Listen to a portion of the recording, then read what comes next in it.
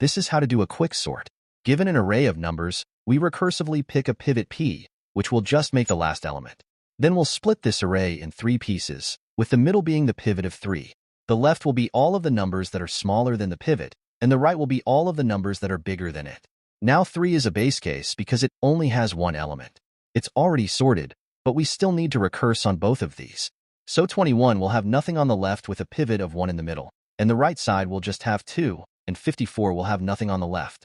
It'll have its pivot of 4 in the middle, and this right side will just be the list of 5.